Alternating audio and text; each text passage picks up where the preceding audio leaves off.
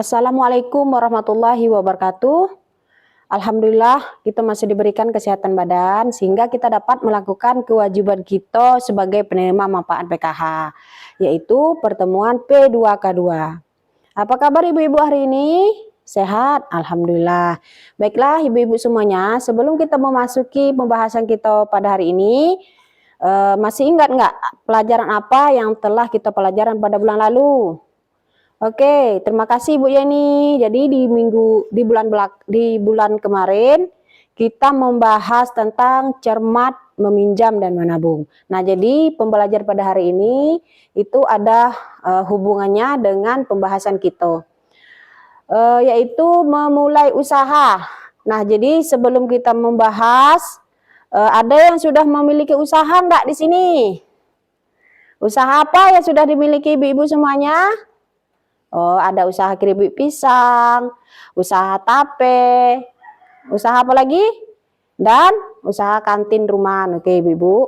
Baiklah, sebelum kita memulai usaha, itu yang paling pokok penting adalah kita harus menentukan usaha apa yang akan kita lakukan. Nah, jadi kita menentukan kira-kira usaha apa yang cocok dengan tempat tinggal kita. Contoh, misal Ibu Lili menjual ikan segar. Nah, jadi setelah tahu nih usahanya ingin menjual ikan segar, jadi sekarang target selanjutnya itu apa? Siapa target pembelinya?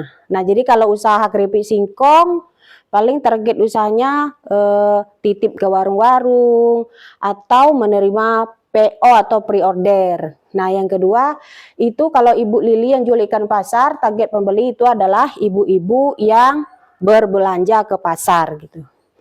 Terus yang selanjutnya bagaimanakah untung nanti bisa didapat? Nah, jadi kalau Ibu Lili itu bisa jadi supaya nanti dapat untung, bisa jadi Ibu Lili beli ikannya itu langsung ke tambak ikan, atau misalnya kalau ikan laut biasanya kan langsung pergi ke tempat orang nelayan, itu biasanya kan harganya lebih murah agar mendapatkan untung yang lebih banyak. Terus yang selanjutnya, apakah ada penyebab kegagalan usaha selama ini? Nah, jadi Ibu Lili tidak dapat bersaing dengan penjual ikan segar lainnya sehingga ikannya sering tidak laku. Itu adalah hambatan ketika Ibu Lili berjualan ikan di pasar. Jadi setelah menentukan ide usaha, selanjutnya yaitu sebelum mengembangkan dan menilai kelayakan usaha kita. Terus itu kan ada mendukung usaha dengan penghambat usaha. Terus ada kekuatan. Apa saja kelebihan usaha kita dibanding orang lain. Jadi kita harus membedakan usaha kita dengan orang lain. Misal orang lain keripik singkong rasa pedas. Nah, kalau kita coba kita buat keripik singkong rasa belado, keripik singkong rasa coklat dan lain sebagainya. Jadi supaya usaha kita beda dengan yang lain agar ada daya tarik orang untuk membeli. Terus yang kedua, peluang. Nah, jadi peluang apa yang dapat kita memberikan pengaruh positif kepada usaha kita. Nah, jadi kita lihat pasar itu banyak peminatnya di mana. Apakah ketika ini, misalnya contoh Ibu Lili kan lebih suka membeli ikan matang tetapi belum banyak penjual ikan matang di pasar. Nah, jadi Ibu Lili menambah usahanya dengan menjualkan ikan yang sudah sedia siap makan atau ikan santap, jadi tanpa mengolah lagi gitu. Terus yang selanjutnya itu harga jual ikan belado lebih murah karena ikan mentah dibeli sore hari saat harganya lebih murah. Jadi ketika ikan sudah dibeli, kita bikin ikan belado yang siap untuk dimakan. Terus selain ada faktor pendukung, itu ada faktor penghambat dalam ide usaha. Itu apa? Ada kelemahan dan ancaman.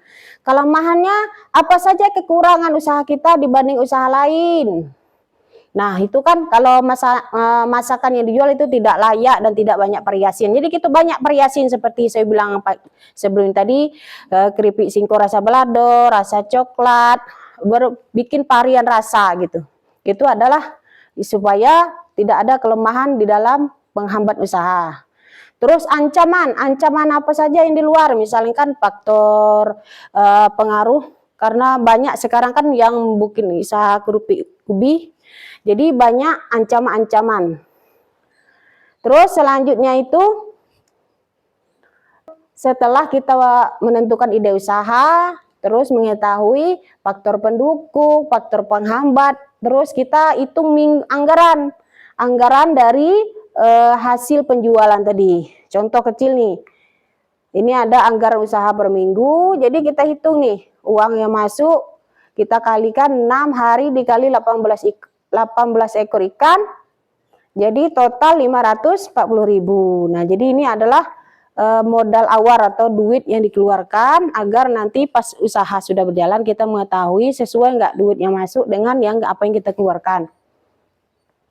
Terus selanjutnya setelah kita menentukan anggaran atau modal awal usaha, sekarang kita menentukan rencana pemasarannya. Nah, ini kan kalau keripik pisang, usaha rumahan, tape tadi itu mungkin target pasarnya bisa titip ke warung.